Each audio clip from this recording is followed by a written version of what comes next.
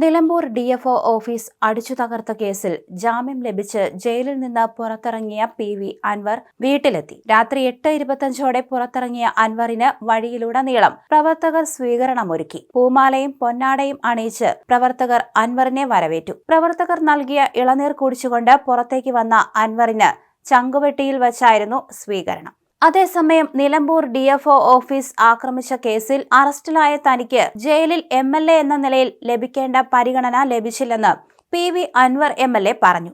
ജയിലിലെ അനുഭവം മോശമായിരുന്നു. എംഎൽഎ എന്ന നിലയിൽ പരിഗണിക്കേണ്ട പരിഗണനകൾ എന്താണെന്ന് പഠിച്ച ശേഷം കൂടുതൽ പ്രതികരിക്കുമെന്ന് ജയിലിന് പുറത്ത് മാധ്യമപ്രവർത്തകരോട് അൻവർ പറഞ്ഞു. എംഎൽഎ എന്ന നിലയിൽ ലഭിക്കേണ്ട പരിഗണന ലഭിച്ചില്ല. കഴിക്കാൻ പറ്റുന്ന ഭക്ഷണമല്ല എനിക്ക് തന്നത്. രാവിലെ ഒരു ചായയും ഒരു കഷ്ണം ചപ്പാത്തിയും കഴിച്ചു.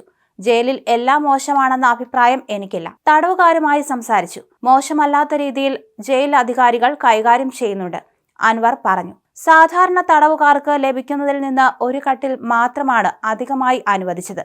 ഒരു തലയിണ ചോദിച്ചിട്ട് തന്നിട്ടില്ല. വ്യക്തിപരമായി സംശയം തോന്നിയതുകൊണ്ട് ഉച്ചഭക്ഷണം കഴിച്ചില്ല. പലർക്കും വിഷം കൊടുത്തും കത്തിയെടുത്ത് കുത്തിയുമൊക്കെ കൊന്ന് പരിചയമുള്ളവരാണല്ലോ. ചിലപ്പോൾ എന്റെ തോന്നലാവാം. എന്നാൽ സ്വാഭാവികമായി എനിക്ക് സംശയം തോന്നി. അതുകൊണ്ടാണ് ഭക്ഷണം കഴിക്കാത്തത്, അൻവർ പറഞ്ഞു.